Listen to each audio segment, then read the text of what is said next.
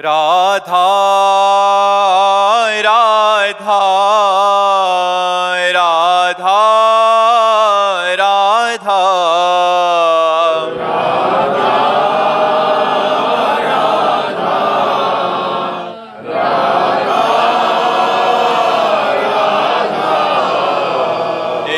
राधा राधा राधा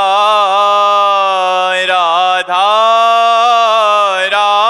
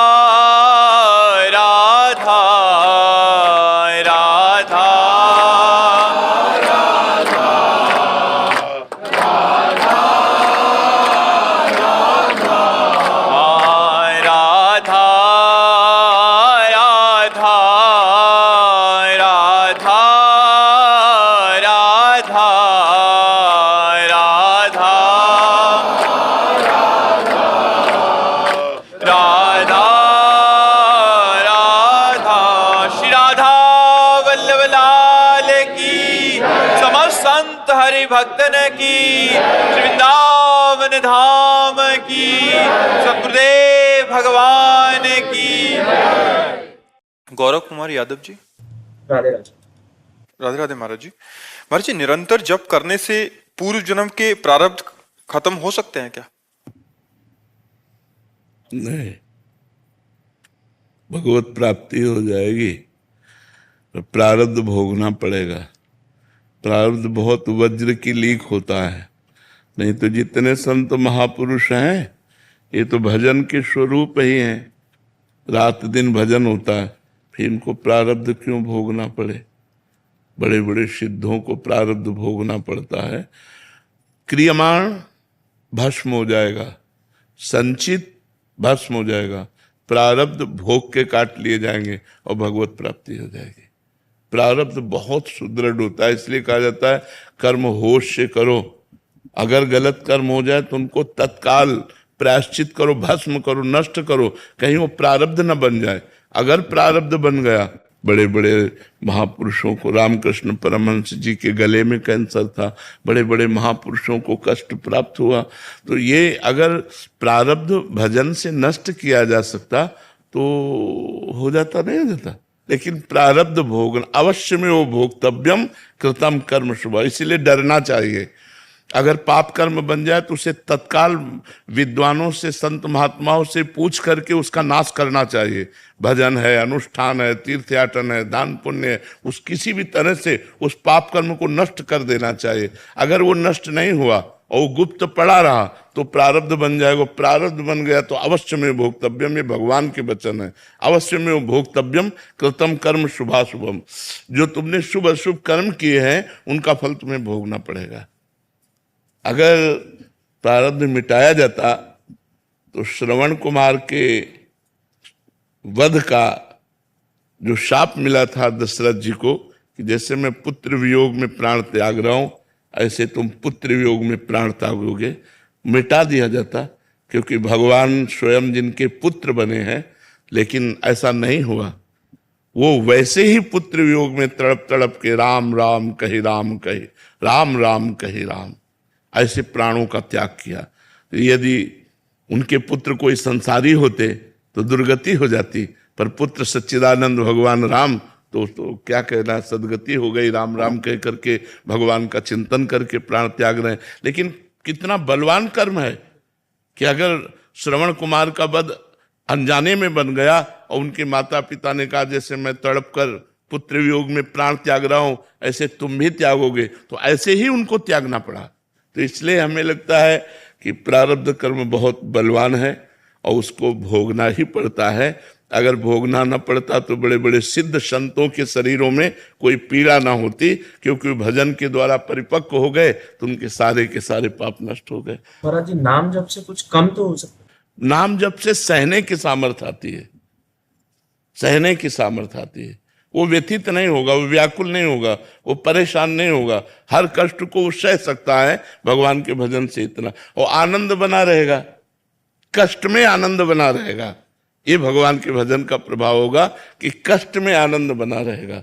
नहीं, कष्ट में कहीं आनंद होता है, पर कष्ट में आनंद बना रहेगा, ये भजन का प्रभाव होगा। वो कष्ट उसे आनंद प्रदान करेगा, उसके अंदर एक आनंद की उमंग होगी जिसमें दुख दुख नहीं लगेगा, दुख भी सुख का अनुभव कराएगा।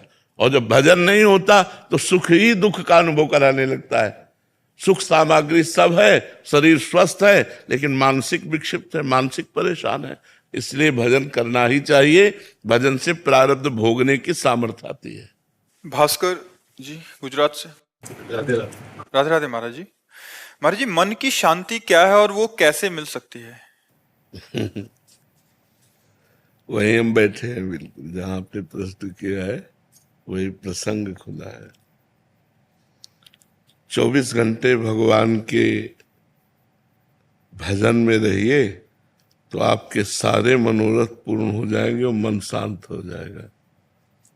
मानो आपने प्रश्न जो किया वो पहले ही उत्तर लिखा हुआ है इसमें। कह रहे हैं 24 घंटे आप भगवान का नाम जप कीजिए, 24 घंटे का अभ्यास बनाइए, आपको जो चाहिए संसार से लेकर भगवान तक सब कुछ प्राप्त हो जाएगा। तो उत्तर जब ये दिया तो उन्होंने कहा मेरा मन नहीं लगता, भजन में मन नहीं लगता। मान लो आपने उपाय तो बताया कि 24 घंटे यदि भगवान का नाम जप किया जाए तो जो कुछ चाहोगे वो प्राप्त हो जाएगा, पक्का है, ये तो पक्का है। शिखा शर्मा जी का प्रश्न है कि मैं नाम जप करना चाहती हूँ पर मन बार बार परास कर देता है। हाँ तो सुनो ना, उन्होंने कहा कि मेरा मन नहीं लगता, उत्तरकर्ता से कहा मेरा मन नहीं लगता भजन में। तो उन्होंने कहा मैंने मन लगने की बात तो नहीं कही, मैंने भजन करने की बात कही। मन लगे या न लगे, हमको भजन करना है, और भजन करते करते मन लगता है ऐसा थोड़ी। मन तो सिद्ध हो का पवित्र मन जब हो जाता है तब वो भगवान में लगता है। तो हमको केवल भजन करना है। केवल हम तुम्हें ये कह रहे हैं कि नाम जप करो, नाम जप करो, मन लगे न लगे, भाव बने न बने, सब काम पूरे हो जाएंगे। भगवान के अस्तित्व में हमें संशय नहीं होना चाहिए, भगवान के नाम में हमें संशय नहीं होना चाहिए। अगर बातचीत करो तो भगवान के विषय की बातचीत करो। भगवान में निरंतर चित्त जोड़ने से ही सब पाप नष्ट हो जाते हैं, और पापों का फल ही दुख होता है, तो दुख भी नष्ट हो जाता है, बड़ा आनंद रहता है। वो आनंद वाणी से वर्णन नहीं हो सकता जो हृदय में रहता है। मीरा जी कहती गिरधर में कितना सुख देते जाने मोरी छाती। वो तो मेरा हृदय जानता है कि भगवान मुझे कितना सुख देते हैं। अगर नाम जप में चूक तुम करते रहोगे क्या रे, तो काम नहीं बनेगा। अन्यथा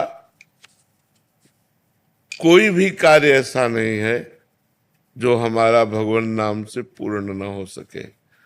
देहि सौभाग्य मारोग्यम देहि में परमम सुखम।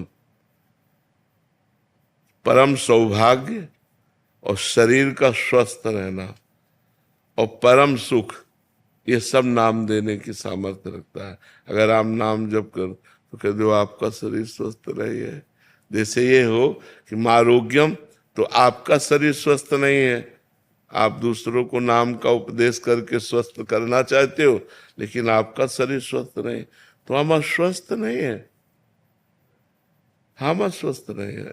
ये शरीर भले अस्वस्थ हो, हम बिल्कुल स्वस्थ है और बहुत आनंद में हम रहते हैं। आपको ऐसा लगता है हम दुखी आदमी है?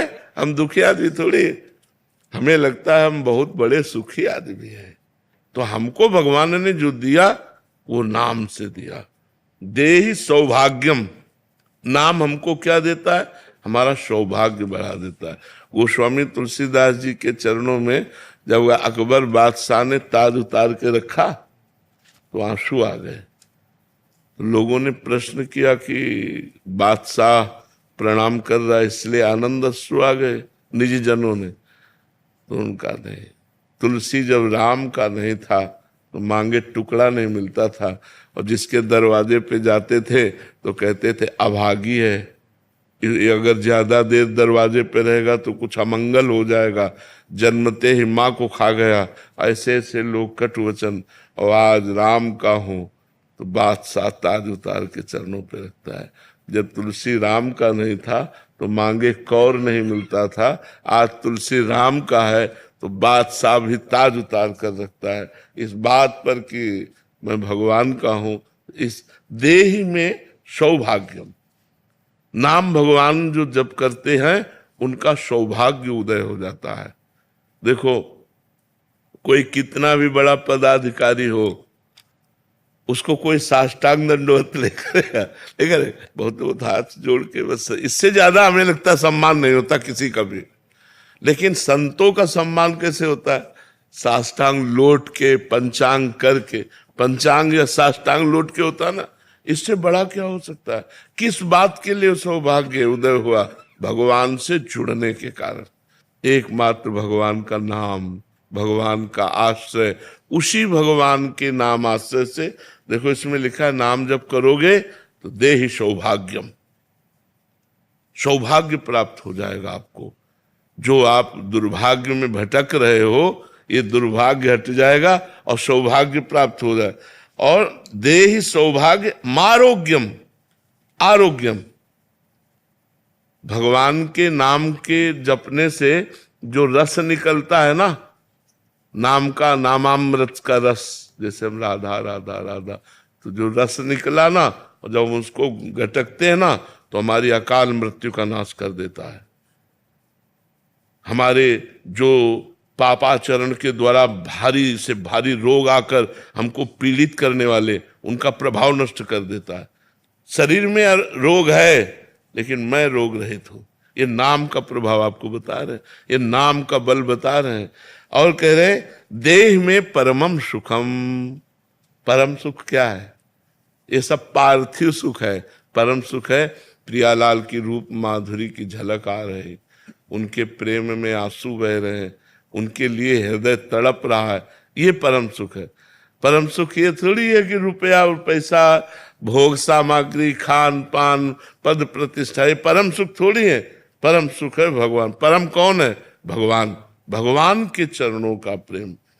और जो सुत वित लोक ईसना तीनी, ये जो पुत्र ईष्णा, वित्त ईष्णा और लोक ईष्णा, जिसको सीधे भाषा में कहा जाता है कंचन, कामिनी, कीर्ति, इन तीनों पर विजय प्राप्त करा देता है नाम।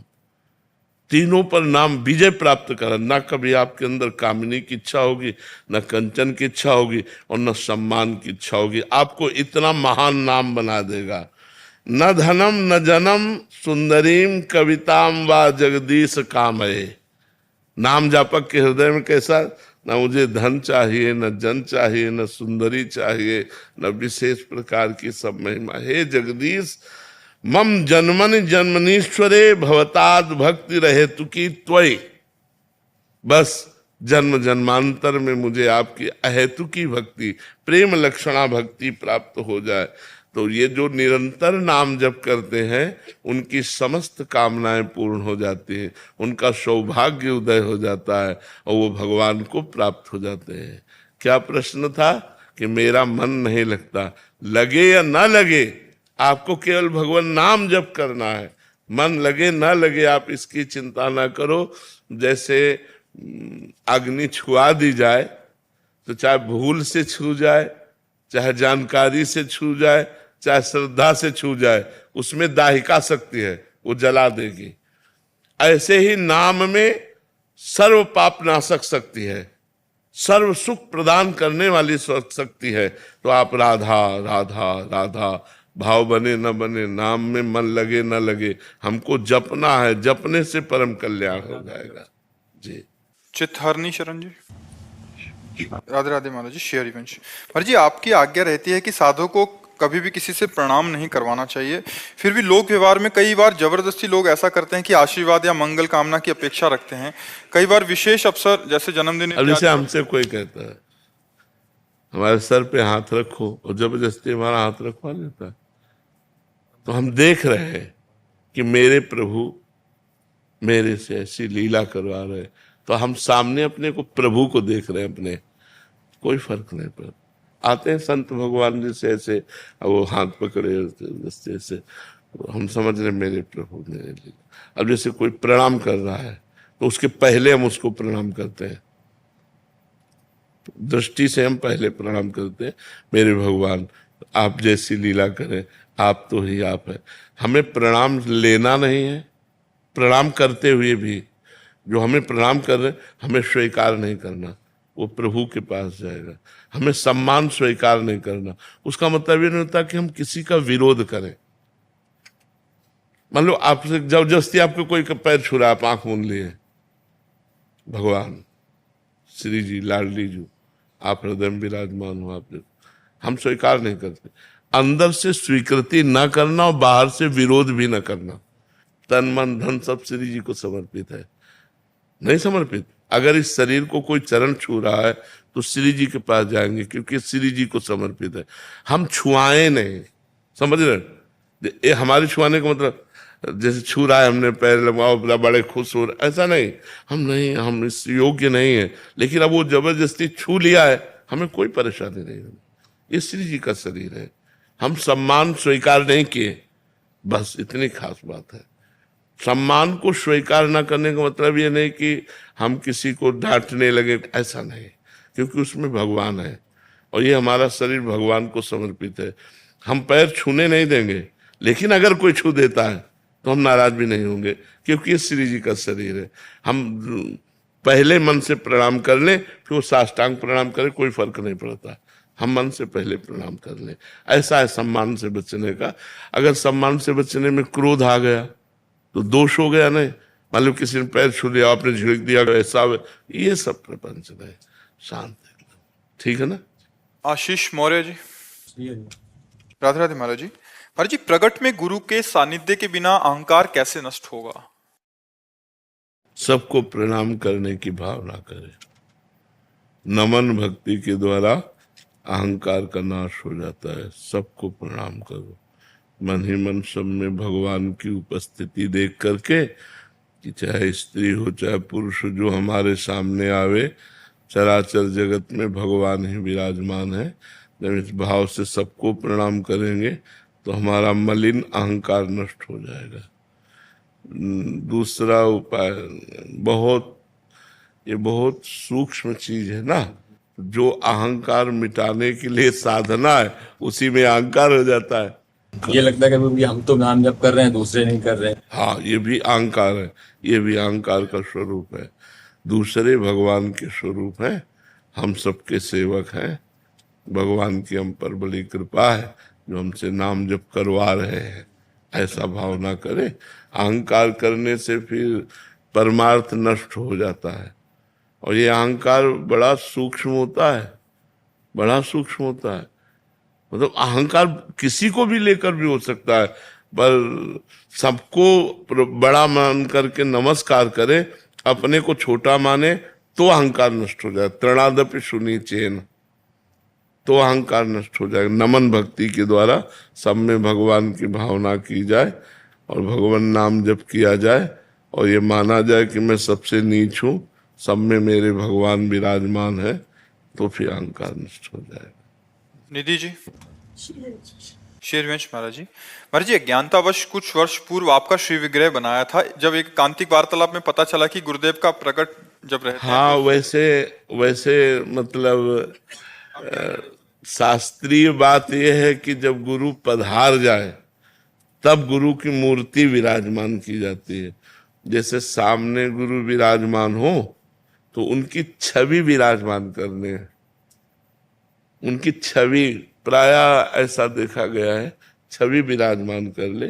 और मूर्ति तो तब बनवावे जब वो अंतर ध्यान हो जाए। ऐसा प्राय हमने संतों से सुना और संतों में देखा भी है कि संतों की मूर्ति तभी लगती है जब वो अंतर ध्यान हो जाते हैं। क्यों? आप लोगों को कोई ऐसी बात पता है क्या? है? हाँ, तो हमको यही पता है कि अपने गुरुजनों की और संत जनों की मूर्ति निर्माण तभी होता है जब वो अंतर ध्यान हो जाते हैं और छवि ये हम विराजमान करते हैं। भगवान का श्री विग्रह, गुरु की छवि, आचार्य की छवि ऐसे विराजमान कर, आचार्य का भी श्री विग्रह विराजमान। और जब गुरु अंतर ध्यान हो जाए तब उनका श्री विग्रह विराजमान करना। वो एक भाई लाए थे श्री विग्रह बना के, तो उनका अच्छा है, पर मतलब हाँ, वो उन्हीं को बताया था ये बात कि श्री विग्रह तो तभी बनाना चाहिए जब अंतर ध्यान। हम अपने गुरु का श्री विग्रह बनाने का आदेश नहीं करेंगे। महर्षि, एक प्रसंग में आपने सुनाया था एकलव्य जी का, जब उन्होंने अपने गुरुदेव की वैसी। हाँ, उनकी एक भारी अव्यवस्था थी। प्रकट सानिध्य। हाँ, प्रकट सानिध्य की उनको एक तरह से तिरस्कार कर दिया गया था। उन्होंने मन से गुरु मान लिया। तो अब प्रगट में फिर रज की मूर्ति बनाई और फिर शुरू कर दी। वहां की अव्यवस्था थी, अपनी अव्यवस्था थोड़ी है। अपने तो चित्रपट रख सकते हैं और हमारे गुरु जी अभी जीवित विराजमान है, इसलिए ऐसा रखना चाहिए। जिन्होंने बना चुके। हाँ, तो अपनी सेवा में विराजमान रखो, जो मतलब उसमें कोई पाप थोड़ी है, उसमें कोई पाप नहीं है। आश्रय तत्व दास जी गाजियाबाद से। राधे राधे महाराज जी। महाराज जी, वो घड़ी कब आएगी जब हमारा मोह परिवार से हटकर केवल और केवल राधा रानी के प्यार, सेवा और वृंदावन धाम में वास मिल जाएगा? श्री जी से प्रार्थना करो और खूब भजन करो। भजन में इतनी ताकत है जो सब मोह नष्ट कर देगा। जितना जितना नाम जप होता जाएगा उतने उतने राग नष्ट होता जाएगा। अभी बहुत प्रयत्न करते हैं और संतों की कृपा से काफी समय से जप भी कर रहे हैं, बहुत आशीर्वाद है और जप करने में बहुत आनंद भी आता है, इसमें कोई शक नहीं है जी। बट एक बहुत प्रबल इच्छा है कि राधा रानी अपनी शरण में लेके यहाँ पे सेवा कर, वृंदावन वास हो, ये बहुत बड़ी इच्छा है। लेकिन कुछ आपस में परिवार भी बहुत अच्छा है, सब जने जप करते हैं, सब प्रवचन सुनते हैं जी। लेकिन कैसे हम आगे और जिनको वृंदा विपिन है, कृपा तिनय की होए, वृंदावन में तबही तो रहन पाई है सोए। महारानी जो लाडली जी का वृंदावन है, उनसे प्रार्थना करो तो कृपा करेंगे। मोह छाड़ ऐसे रहे, मनो चिन्हारो नाय। वृंदावन कैसे रहना, मानो किसी से कोई परिचय नहीं, रात दिन भजन में। और अपने गए ठाकुर जी के दर्शन किए, बिहारी जी, राधा वल्लभ, राधा रमण जी दर्शन किए, यमुना जी के दर्शन किए अपनी कुटिया में। वृंदावन वास का आनंद वही ले सकता है जो अपरिचित जीवन व्यतीत करेगा, किसी से कोई संबंध नहीं, किसी से कोई परिचय नहीं। तो लाडली जी से प्रार्थना करो, वही वृंदावन वास देंगी। आप एप्लीकेशन लगा दीजिए। हाँ, हम तो प्रार्थना करते हैं कि समस्त चराचर के जीवों पर लाडली लाल की कृपा हो। उनसे प्रार्थना करनी जरूरी है कि वो मन में अंतर में बैठी हैं, वो जान रही हैं आपकी मन की भावना। हम तड़प रहे हैं धामवास के लिए, नाम रूप लीला के, गुरु चरणों की प्रीति के लिए। हम बच्चा रोए ना तो माँ दूध नहीं पिलाती, तब तक काम में लगी रहती है। नहीं, जब वो रोता है और किसी खिलौने से राजी नहीं होता तो वो विवश होके आके फिर दुग्धपान कराती है, नहीं कराती। लौकिक माँ, जैसे हम बच्चा खेल रहा है तो उसने झांक कर देख लिया खेल रहा है, अपने काम में लग जाएगी। बच्चा रो रहा है, उसके पास खिलौना भेजा गया, वो खिलौना भी नहीं ले रहा। कोई और भेजा गया, वो उसकी गोद में भी नहीं आ रहा, तब फिर स्वयं माँ आती है और दुग्ध पान कराती तो अगर प्रार्थना स्वीकार नहीं होती गुरुदेव, इसके बाद पाप करा मैं पिछले। है। अभी आर्त भाव नहीं है, कहीं ना कहीं अहम है, तब अहम शून्य प्रार्थना भगवान के राज्य में प्रवेश करती है। समझ रहे हो? अहम शून्य। जब तक पांचों पांडवों का बल, भीष्मादि का बल, अपनी भुजाओं का बल, अपने दांतों का बल, तब तक श्याम सुंदर ने बिल्कुल सहयोग नहीं किया, भक्त होते हुए भी द्रौपदी का। और जब अहम शून्य होकर पुकारा हे गोविंद, तो पुकारने में देर लगी, लेकिन वस्त्रावतार भगवान का हो गया। तो भगवान के कान में अहम शून्य पुकार पड़ती है, अहंकार युक्त जहां वो आवाज नहीं जाती। दैन्य, एक बार जिन नाम ली, हित सो होए अति दीन। शब्द समझो, हित सो मतलब प्रेम से युक्त होकर, अति दीन ताको संग न छाणहि, ध्रुव अपनो कर लीन। ध्रुव सत्य है, भगवान उसको अपना बना लेते हैं, उसका कभी संग नहीं छोड़ते। जो प्रेम से अति दीन होकर भगवान को पुकारता है, तो प्रेम आ जाना और अति दैन्यता आ जाना ये बहुत कठिन। पूरा जीवन इसी में तो लगे हैं, अपने लोग की दैन्यता आ जाए, अहंकार नष्ट हो जाए, प्रेम आ जाए। भगवान के राज्य में अहंकार भरी आवाज नहीं जाती, दैन्य राज्य भगवान। यही दरबार दीन को आदर रीति सदा चली आई। नित्यानंद दास जी वृंदावन से। महाराज राधे राधे महाराज जी। महाराज जी आपके चरणों में दंडवत प्रणाम। महाराज जी ब्रिजवास मिल गया है, सर्व समर्थ गुरुदेव मिल गए हैं, महामहिम नाम मिल गया है, राधा रानी की बहुत कृपा है, लेकिन हृदय में महाराज जी अभी वो व्याकुलता जो होनी चाहिए, वो परिवर्तन जो होना चाहिए, वो नहीं आ रहा। धीरे धीरे धीरे धीरे सहित सहित बाढ़े भगति, गृह तन हित गुरुगार। अपना संपूर्ण जीवन समर्पित हो जाए, फिर हमारा परिवर्तन इतनी जोर का होता है कि पूछो मत। हमारे समर्पण में जब तक कमी होती तभी होती। एक अहमता ममता ये जग में है दुखदाई, ये जब श्री जी की ओर लगे तो होत परम सुखदाई। तात मात सुत दार देह में मति अर्जय मति मंदा, हित किशोर को है चकोर तो लख वृंदावन चंदा। तो एक अहमता ममता को हमें श्री जी के चरणों में समर्पित करना है, और ये बड़ी कठिन है अहमता ममता समर्पित। जैसे सब कुछ समर्पण कर दिया तो उसका अभिमान है कि सब कुछ समर्पित कर दिया। ये अभिमान रूपी रोग से पिंड छुटाना बहुत कठिन पड़ता है। और संस्कृत मूल शूल प्रदनाना, सकल शोक दायक अभिमाना। समस्त दुखों को प्रदान करने वाला अभिमान है। जिस अभिमान में साधना का अंक जुड़ जाता है, अब वो हटाना बड़ा मुश्किल है। दैन्य आए बिना भगवान के दरबार में प्रवेश नहीं है। ये दरबार दीन को आदर रीति सदा चली आई। यही दीन प्यारे वेद पुकारे, द्रवो श्री भगवान। एकदम अपने को तृण से भी नीच मानना, सब में भगवान को देखना, सबको नमस्कार करना, निरंतर नाम जप करना, गुरुदेव की आज्ञा में रहना, अभी सब ठीक हो जाएगा। जो साधन बने वो हमारा नहीं, गुरुदेव की कृपा से बना है और गुरुदेव का है। प्रभु की कृपा से बना, प्रभु का। मैं साधन करने योग्य नहीं हूँ, मेरी क्षमता क्या कि मैं साधना कर लूं। भगवान ने करवाई, गुरुदेव ने करवाई। ऐसी हृदय में भावना हो तो धीरे धीरे फिर हृदय भगवान का स्वरूप प्रकाशित करता है। हृदय में ही भगवान छुपे हैं ना। सबके हृदय अछत अविकारी, निर्विकार अविनाशी परमात्मा सबके हृदय में छुपा है। जब अहंकार हमारा धीरे धीरे कम होता है या नष्ट होने लगता है, दैन्यता बढ़ने लगती है, तब हमारे अंदर व्याकुलता आती है। हे प्रभु, इतने दिन हो गए, आज का भी दिन गया, आज की भी शाम गई, आप मिले नहीं, कैसे मिलोगे, कब मिलो।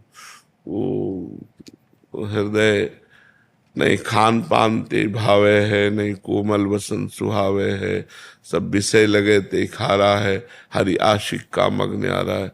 फिर वो अंदर ही अंदर घुटने लगता है, उसके अंदर एक जलन पैदा हो जाती है। प्रभु के बिना देखे उसको एक दुखद जीवन व्यतीत करने का ऐसा अनुभव होता है कि हर शीतल हवा चल रही, उसका हृदय जल रहा है। सुंदर भोजन है, उसको अरुचि है। लोग उसको प्रणाम कर रहे हैं, उसको जलन पैदा हो रही, कुछ अच्छा नहीं लग रहा। मतलब जो अच्छा लगने वाला है वो सब खत्म हो जाता है। एक रास्ता केवल रह जाता है, कोई मुझे भगवान से मिला दे, कोई मुझे उनके दर्शन करा दे, कोई उनकी बात सुना दे। तो इसीलिए उसको भगवान के भक्त प्राण प्यारे लगने लगते हैं, क्योंकि उसकी विरहाग्नि को शीतल करने के लिए भगवान की चर्चा ही है। तो कथामृतम तप्त जीवनम, भगवान की चर्चा, भगवान की बात, भगवान।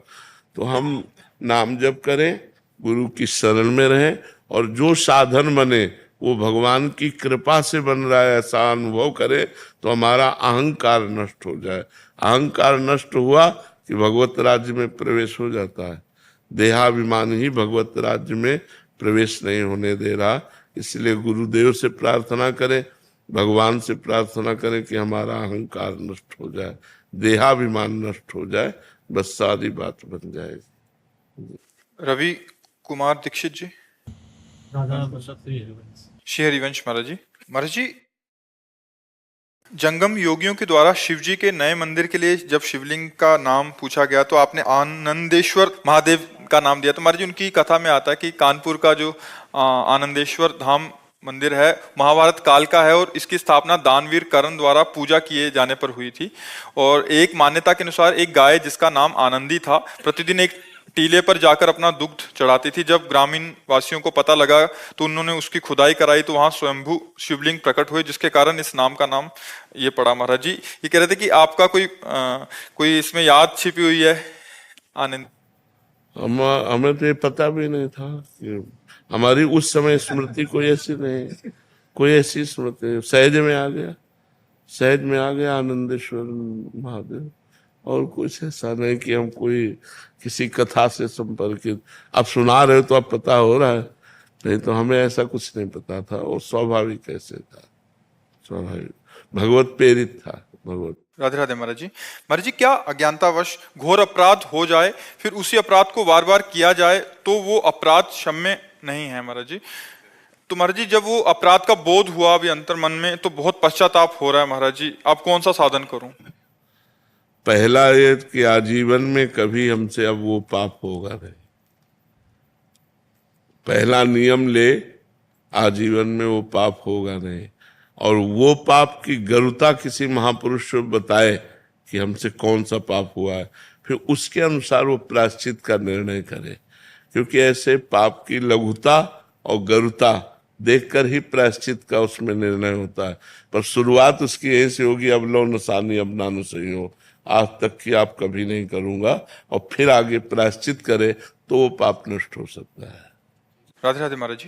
महाराज जी, एक अज्ञानी जीव कैसे जाने कि उसके गुरु ने रूप बदला है? वो उनके नए रूप को कैसे पहचाने? मैं जहां हूं वहां सही हूं, या अपने अभ्यास को पुष्ट करूं, या मेरे नए गुरु रूप में आप विराजमान होके मेरा आगे का बचा हुआ मार्ग संभालेंगे? नहीं, अपने को चाहिए ऐसे रहना चाहिए।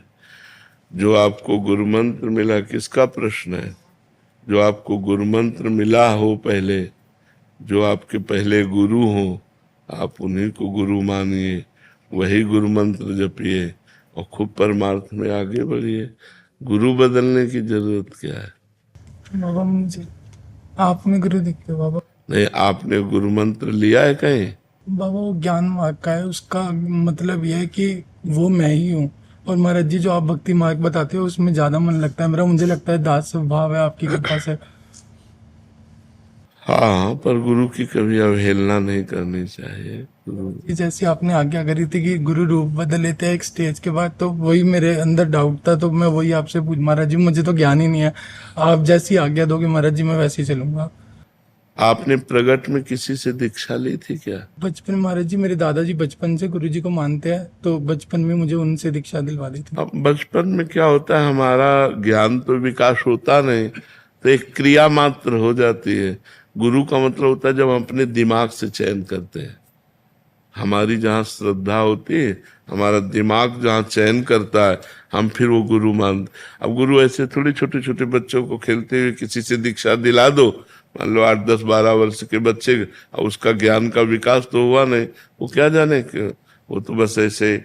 अब जैसे आप जान रहे हो तो आपके ज्ञान का विकास हो रहा है कि हम किस भाव के पथिक हैं, हम किस मार्ग में जाना चाहते हैं, हमारा उद्देश्य क्या है। अब जो गुरु चयन करोगे, वास्तविक गुरु अभी होता है, वो तो बालवत होता है उसमें। अब तो जो वचन मानो, आज्ञा का पालन करो, बस चल दो। भगवान वही एक है, गुरु एक है, वही परमात्मा एक है, गुरु वही रूप धारण करता है। तो राधा नाम जप करो, राधा वल्लभ श्री हरिवंश नाम जप करो, वाणी जी का पाठ करो, खूब नाम जप करते हुए चलो। सीमा गुप्ता जी लखनऊ से। राधे राधे महाराज जी। महाराज श्री जी की भक्ति क्या सिर्फ उनकी कृपा से ही प्राप्त होती है, या भक्ति प्राप्त करने के लिए कुछ यत्न करना होगा महाराज जी? बिल्कुल ठीक प्रश्न है, आप सुनिएगा ध्यान से। बड़े महापुरुष का वचन है, जो सिद्ध महापुरुष है, उन्होंने अपने किसी एक शिष्य के लिए लिखा, श्री हरि शरणम पत्र। बहुत जोर की बात, हम बड़ा एकांत में पढ़ा तो लगा, जो चीज जैसे अपने को मीठी लगे ना, तो फिर अपने जनों को परोसी जाती है। ऐसे हमको अच्छा लगा, इसलिए बात हम इसी में आपका उत्तर भी हो जाएगा। मनुष्य जीवन का चरम और परम एकमात्र उद्देश्य है मोक्ष, भगवत प्राप्ति या भगवत प्रेम प्राप्ति। 3 बातें रखी गई, मोक्ष प्राप्ति या भगवत प्राप्ति या भगवत प्रेम प्राप्ति। ये मनुष्य जीवन का चरम और परम लक्ष्य है। जिस मनुष्य जीवन इस महान उद्देश्य की पूर्ति की साधना में लगा दिया गया, वही मनुष्य जीवन धन्य हुआ, सार्थक हुआ, अन्यथा बेकार गया। मनुष्य जीवन में जो भी आपके पास मिला हुआ है, प्रत्येक सामग्री, जैसे बुद्धि, मन, इंद्रियां, धन, परिवार, समय, विद्या, विवेक, ये सब केवल भगवत प्राप्ति के लिए मिला है। मनुष्य जीवन में आपको जो कुछ भी मिला हुआ है, वो केवल भगवत प्राप्ति के लिए मिला हुआ है। तो आपको पूरा प्रयत्न करके इन सब का प्रयोग भगवत प्राप्ति के लिए ही करना चाहिए। यही मनुष्य जीवन की सार्थकता है। अब भगवत प्राप्ति के लिए इनका हम प्रयोग क्या करें? मन, बुद्धि, धन जो भी हमें मिला है, तो बोले मन से निरंतर श्री भगवान के नाम का, रूप का, गुण का चिंतन करो। वाणी से भगवान के नाम का कीर्तन करो, भगवान की लीला कथा को कहो, गाओ। और शरीर से जितने भी कार्य होते हैं, जो भी कार्य होते हैं, वो सब भगवान की हम पूजा कर रहे हैं, ऐसी भावना से उस कर्म को भगवान को समर्पित कर दो। प्राणी मात्र में, चाहे वो स्त्री हो या पुरुष हो, जड़ हो या चैतन्य हो, सब में भगवान है। ऐसी भावना से अच्छी तरह जो तुम्हारे सामने आ जाए उसकी सेवा करो।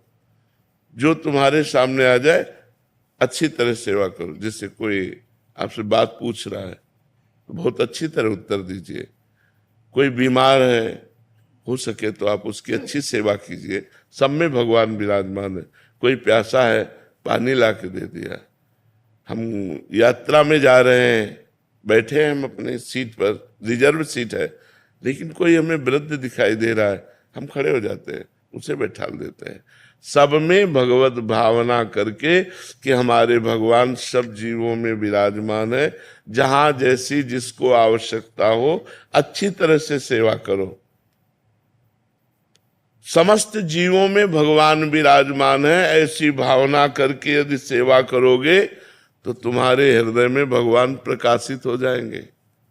जब सबके हृदयों में भगवान देखा जाता है तो अपने हृदय में भगवान दिखाई देने लगते हैं। सदा सबकी यथा योग्य सेवा करनी चाहिए, पर किसी से अपनी सेवा नहीं करानी चाहिए। जब तक शरीर अपना काम करे तब तक अपनी किसी से सेवा नहीं करानी चाहिए। अपने पैर दबवाना, अपने कपड़े धुलवाना या अपने लिए कोई भी कार्य, अपनी सेवा स्वयं करे और दूसरों की सेवा करने का उत्साह रखे।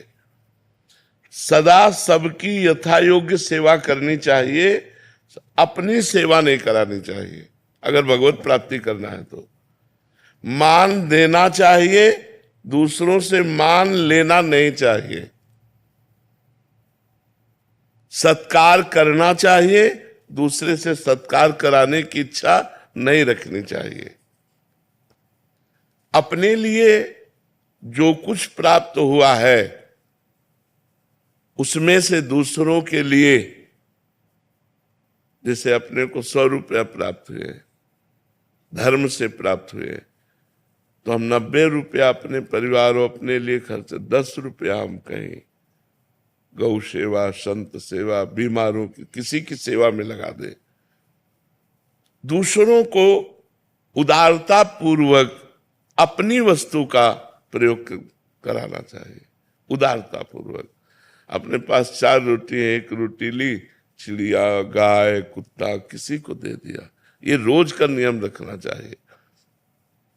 अपने पास जो कुछ है सब भगवान का है, ये जान करके भगवान ही मेरे सामने इस रूप में आए हैं और उनकी ही दी वस्तु उनको हम दे रहे हैं। इसमें मेरा कोई कहीं भी किंचन मात्र अभिमान जागृत नहीं होना चाहिए कि मैंने किसी को वस्तु दी। भगवान की दी हुई वस्तु भगवान को ही दे। तो दीयम वस्तु गोविंदम तो विमेव समर्पय। बहुत सुंदर बात है, अध्यात्म की है। अगर हम दूसरों का उपकार करते हैं, दूसरों को वस्तु देते हैं, दूसरों की सेवा करते हैं, तो हमें नम्रता बढ़नी चाहिए, अभिमान नहीं। नम्रता बढ़नी चाहिए, अभिमान नहीं।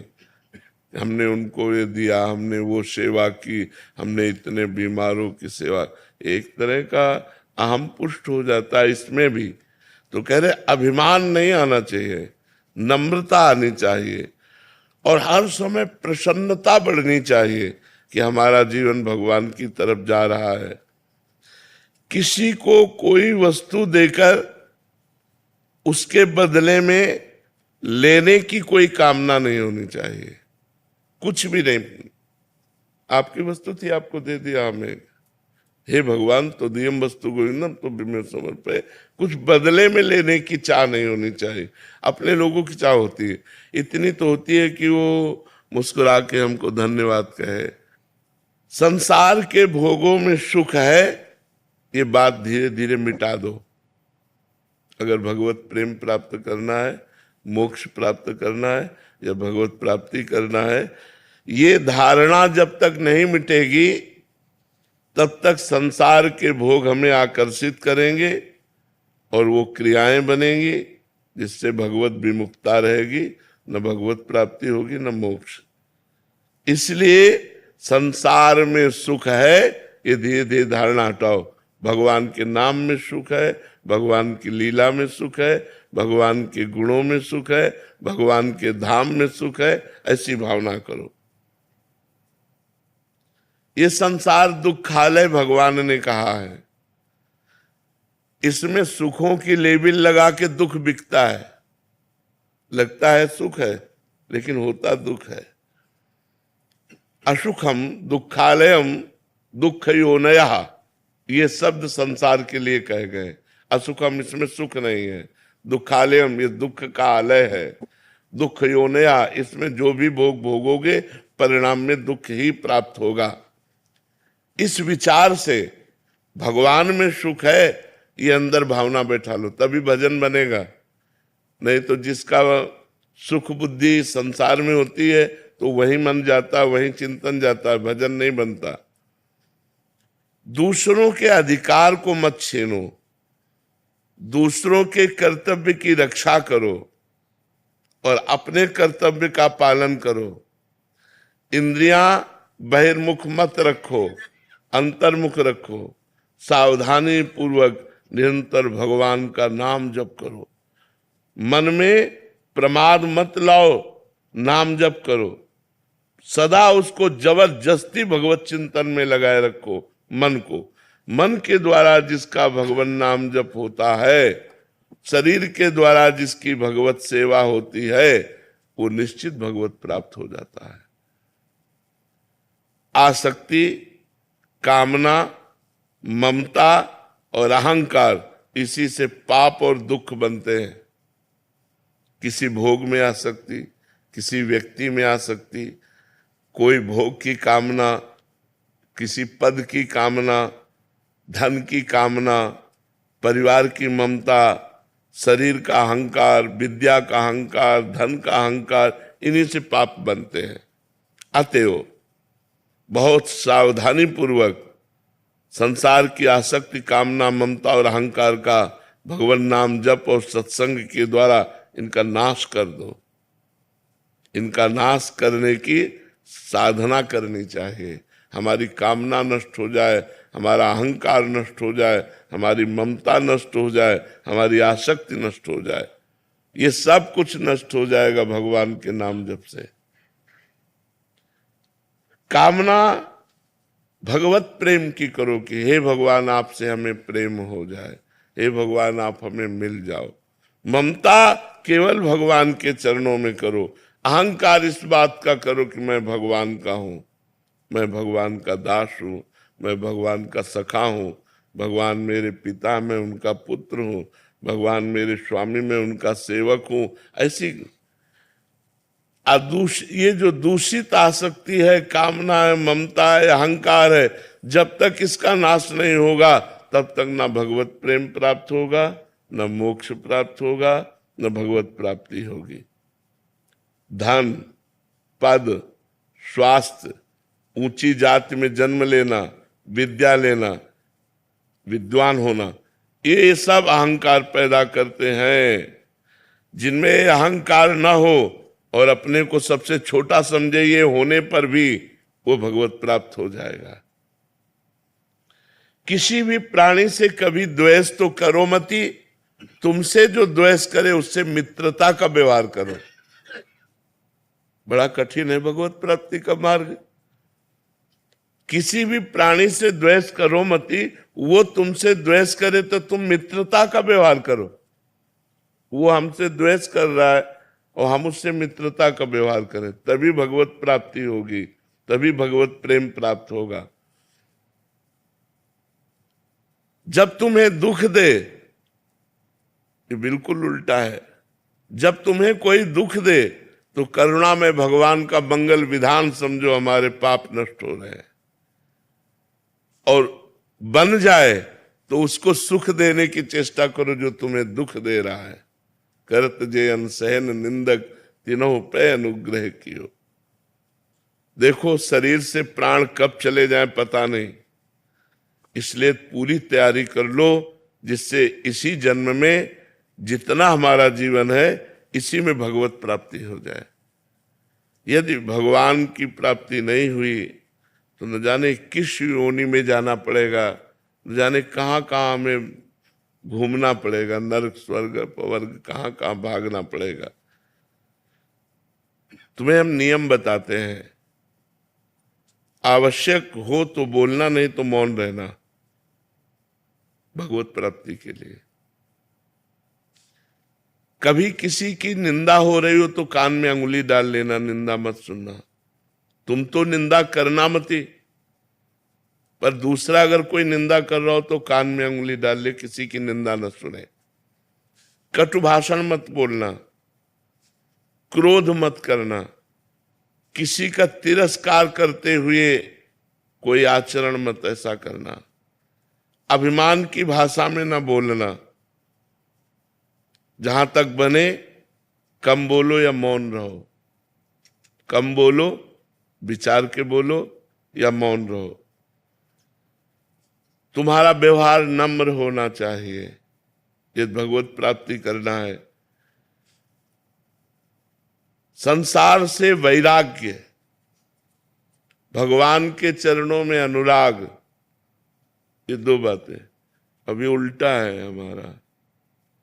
भगवत चरणों में प्रेम तभी उत्पन्न होता है हम सावधानी पूर्वक अपने एक एक सेकेंड समय को, जो बहुत मूल्यवान है, वो भगवान में लगाएं। प्राय एकांतिक में यही सब बातें होती है। एक एक सेकेंड को भगवान के चिंतन। पता नहीं मृत्यु कौन से सेकेंड में आ जाए, पता नहीं कब हमारी मृत्यु। अगर हमारा भगवान का नाम चल रहा है तो हम भगवत प्राप्त हो जाएंगे। अतः जीवन का एक क्षण भी प्रमाद, आलस्य में, प्रपंच की बातों में नहीं व्यतीत करना चाहिए।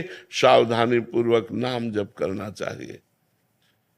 हमको जो बात, जो व्यवहार बुरा लगता है, वैसा बात, वैसा व्यवहार कभी दूसरों के साथ हम ना करें। भगवान से सदैव मांगते रहो, ये प्रभु तुम्हारी जैसी इच्छा हो, हमारे लिए वैसा विधान करो, बस इस जन्म में आप मिल जाओ। चाहे हमें दुख का विधान करो, चाहे सुख का विधान करो, पर इस जन्म में आप मिल जाओ। प्रभु आपसे विलग होने वाली मैं कामना करूं तो कभी पूरी मत करना, आपसे मिलन वाली कामना पूर्ति हो जाए। हमारा इतना ही काम अब केवल रह गया है। शरीर से जितनी चेष्टा करें वो भगवान के लिए, मन से भगवान का चिंतन, मुख में भगवान का नाम जप, बस इसी से सब कुछ हो जाएगा। संसार से वैराग्य हो जाएगा, भगवान में अनुराग हो जाएगा, भगवत प्राप्ति हो जाएगी। जीवन का अंतिम समय आते आते पता नहीं कैसी स्थिति हो, कैंसर हो जाए कि किडनी फेल हो जाए, क्या। आज स्वस्थ है, आज ही हम भगवान की प्राप्ति का नियम लें। वाणी से कम बोलेंगे, कान से किसी की निंदा नहीं सुनेंगे, शरीर से दूसरों की सेवा करेंगे, सब में भगवान ऐसी भावना करेंगे, निरंतर नाम जप करेंगे। इसी से हमें भगवत प्राप्ति, भगवत प्रेम और मोक्ष जो चाहेंगे वो प्राप्त हो जाएगा। जी। कृष्णा देवी दासी जी, राधे राधे महाराज जी। महाराज जी, प्रेम पाने का संघर्ष में साधक को कई प्रकार की बाधा आती हैं महाराज जी, ऐसे में साधक क्या करे? बाधा क्या है? जहाँ राधा वहाँ कहाँ बाधा है। और प्रेम शब्द तो ऐसा जो समस्त बाधाओं को मिटा देता है। क्या बाधा? हमारी इंद्रियों की लोलुपता हट जाए, हमारा मन प्रभु के चरणारविंद में आसक्त हो जाए, तो उसकी स्थिति ऐसी हो जाती, कोई बाधा नहीं पड़ती। नहीं खान पान ते भावे है, नहीं कोमल वसन सुहावे है, सब विषय लगे ते खारा है, हरि आशिक का मग न्यारा है। जो भगवान से प्रेम करता है उसे कुछ अच्छा ही नहीं लगता, तो बाधा क्या हो सकती है? क्या बाधा हो सकती है? हमें तो आज तक समझ में नहीं आया कि बाधा क्या हो सकती है। हमारी इंद्रियां और मन जो विषयों में जाते हैं, यही बाधा है। और प्रेमी का मन जाता ही नहीं है। और जिसे प्रेम प्राप्त करना है उसे इतना दृढ़ होना पड़ेगा कि हमें परिवार की ममता भगवान के चरणों में समर्पित करनी होगी, हमें रुपए के द्वारा प्राप्त होने वाले सुखों का त्याग करना होगा, हमें इंद्रियों के भोगों से मन को हटाकर प्रिया प्रीतम के चरणारविंद में लगाना होगा। इसी के लिए नाम कीर्तन, नाम जप, भगवत कथा, साधु संग, ये सब अनुष्ठान किए जाते हैं। तो बाधा क्या हो सकती है? बताइए, क्या बाधा हो सकती है? किसका प्रश्न है? क्या बाधा हो सकती है? अंग्रेजी जानती हो, हिंदी जानती हो, तो हमारी बात समझ रहे हो, तो क्या बाधा हो सकती है? हमारे प्रारब्ध कर्म हमारे प्रारब्ध कर्म जो नहीं बाधा दे सकते, प्रेम में बाधा नहीं देते। बहुत प्रकार के कष्ट हैं शरीर में, लेकिन वो बाधा थोड़ी है, वो तो कृपा है श्री जी की। जितना हमें कष्ट मिलता है शारीरिक, प्रेमी अगर शरीर के कष्टों की याद रखे तो प्रेमी किस बात का? प्रेमी तो बहुत विचित्र मार्ग है। जीवित मर जाए उलट आप में समाए, यह दिलगिरी है। जीवित मर जाए, मन मार्या तन बस में कीन्हा, हुआ भरम सब दूर, बाहर से कछु दिखत नाही, अंदर चमके नूर। आपो त्याग जगत में बैठे नहीं किसी से काम, उनमें तो कछु अंतर नाही, संत कहो चाहे राम। क्या प्रारब्ध? प्रारब्ध शरीर पर आएगा, हमारे ऊपर थोड़ी आएगा। हम तो श्री जी की दासी हैं या ठाकुर जी के दास हैं, हमारा क्या बिगाड़ लेगा प्रारब्ध? प्रारब्ध शरीर को पीड़ा देगा, आनंद पूर्वक राधा राधा कहते हुए उसे भोग लेंगे, क्या बाधा पहुंचा देगा? शरीर स्वस्थ है, मनमानी भोग भोग रहे और प्रेम की बात कर रहे हैं, नहीं, ऐसा नहीं है। जब भीषण विपदा में भी राधा राधा राधा राधा, भीषण पीड़ा में भी राधा राधा राधा, तब प्रेम का मार्ग है। प्रेम का जो मार्ग है वो थोड़ा कठिन है। भगवान से प्रेम करना, श्री कृष्ण से प्रेम करना कठिन है। प्रेम के पंथ में जिंदा नहीं चला जाता, मर के चला जाता है। समस्त वासनाओं को मार करके, समस्त इच्छाओं का त्याग करके, हर कष्ट को सहते हुए तब प्रेम मार्ग में चला जाता है। तब श्री कृष्ण अपने आप को अपने भक्त के अधीन कर देते हैं। प्रेमाधीन भगवान का नाम है ना, समझ रहे हो हमारी बातें? तब भगवान को प्राप्त किया जा सकता है, कोई बाधा नहीं। जहाँ राधा वहाँ क्या बाधा? महाराज जी, जो साधक के जीवन में विक्षेप आते हैं, काम क्रोध लोभ मोह मत्सर, इससे वो विचलित हो जाता है। ये भगवान के हम आश्रित हैं। मन में काम आ रहा है, इंद्रियों में काम आ रहा है, हम में काम नहीं आ रहा। हम उसके साक्षी हैं, उसके भोक्ता नहीं है। थोड़ा शास्त्र स्वाध्याय करो, थोड़ा सत्संग करो तो ज्ञान प्राप्त हो, तभी इन बाधाओं से हम दूर हो सकते हैं। नहीं तो बार बार काम क्रोध आदि के विक्षेप, और उनसे बचो। जैसे स्त्री शरीर है तो पुरुष शरीर के संयोग से बचो, पुरुष शरीर है तो स्त्री संयोग के सानिध्य से बचो। एक दूसरे से बचकर ब्रह्मचर्य धारण करते हुए आगे चलो। यदि गृहस्थ में हो तो अपने पति अपनी पत्नी से ही केवल मतलब रखो, इधर उधर दृष्टि मत रखो, तो भजन बढ़िया बन जाएगा। विक्षेप तब पड़ता है जब भजन नहीं होता। विक्षेप तब पड़ता है जब दृढ़ भगवद आश्रय नहीं होता। विक्षेप तब पड़ता है जब भगवान पर दृढ़ विश्वास नहीं होता। नहीं, ये सब तूफान है, भगवान पहाड़ है। पहाड़ की ओट में हो गए, तूफान निकल गया। काम क्रोध आदि के तूफान केवल उसको गिराते हैं जहाँ अहंकार होता है, जहाँ भजन नहीं होता है। भजन है और दैन्यता है, भगवान का आश्रय है, तो सब निकल गए, सब जीत जाता है। वो वही जीत जाता है माया पर। हाँ, भगवान जिसके संग है, भगवान का नाम जो निरंतर जप रहा है, भगवान के आश्रित है, तो कोई बाधा विचलित नहीं कर सकते। जी आओ महाराज जी, दंडवत महाराज जी, हम आपको प्रणाम कर रहे हैं।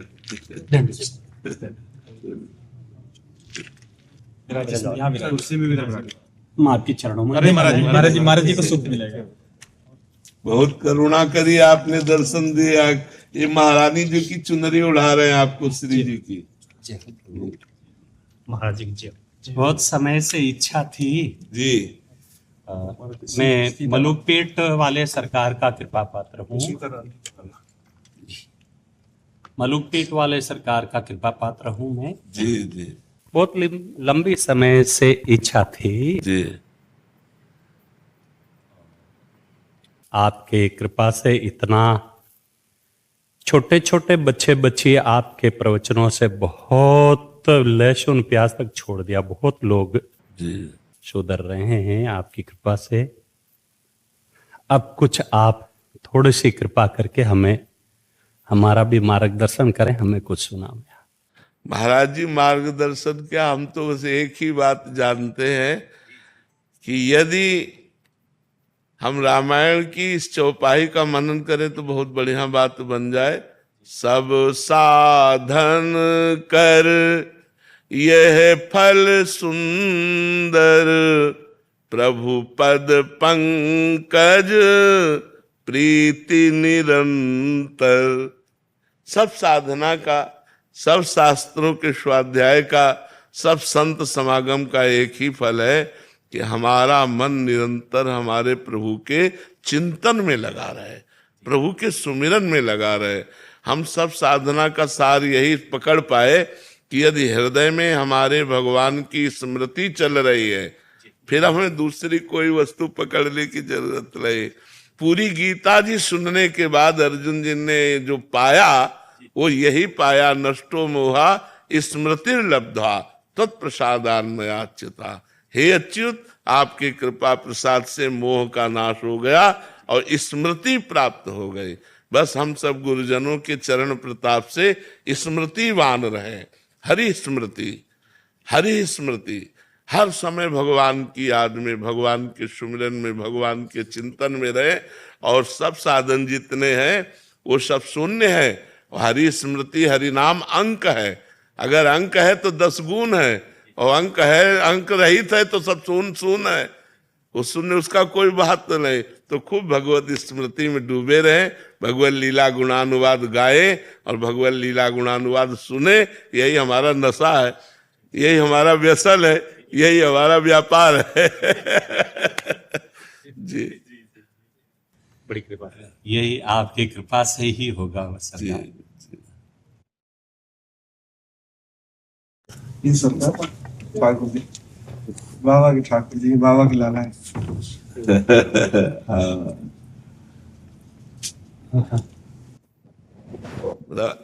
आपका ये बात विराज है, विराज है। ऐसी लीला भाई कि ठाकुर जी है, बवन आ गए। तो पंडित जी महाराज ओक लगा के बवन ठीक है तुरंत, और खूब लीला करी इनने। और तभी जय ठाकुर जी विराज हैं सरकार। बाकी जो 2 आते वो तो सीधे के चले गए सर। हाँ, श्री राम स्वरूप जी। हाँ सरकार, इनके द्वारा ही पूज्य बाबा को यशोदा भाव की तरफ हाँ सर ये स्वरूप है। तो 5 वर्ष के थे महाराज। अब कितनी आयु है शरीर की? 74 74 साल। 74।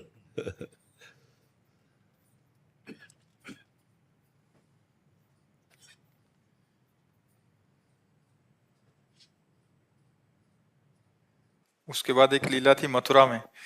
तो मथुरा वाली जो लीला थी तो रास होना था, तो ठाकुर जी ने मना कर दिया कि हम रास नहीं करेंगे जब तक बाबा नहीं आएंगे।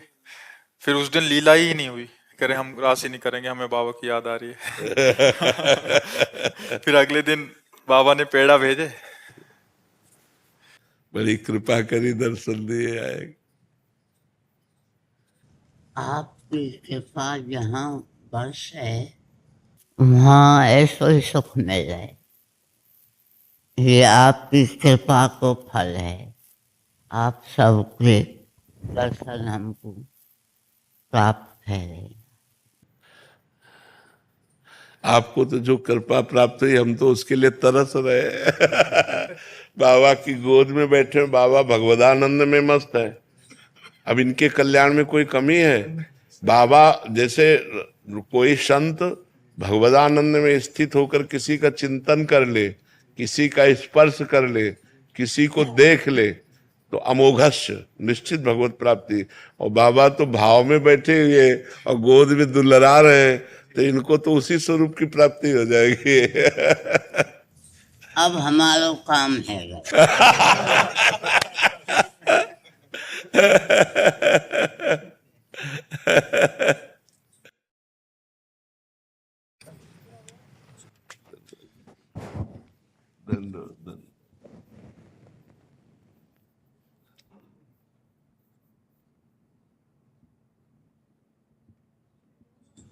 बुला ले करो। महाराज जी, मैं गुजरात से हूँ, भजन गायिका। अच्छा। और आपको बहुत सुनते हैं जी। और राधा जी का नाम लेके अगर कोई दिक्कत आए तो वो नाम लेते तो ऐसा लगता है कि सब काम हो गया, ऐसा महसूस होता है। तो आपके लिए छोटा सा भाव हम सुनना चाहेंगे। नंद कुंवर नटवर गोवर धन धारी, नंद कुंवर नटवर गोवर धन धारी, हे द्वारिका नाथ कृष्ण मुरारी, मारा कृष्ण मुरारी, कृष्ण मुरारी, मारा कृष्ण मुरारी। राधे किशोरी दया करो, राधे किशोरी दया करो, दया करो राधे दया करो, दया करो राधे दया करो, श्यामा लाडली दया करो। जय श्री कृष्ण।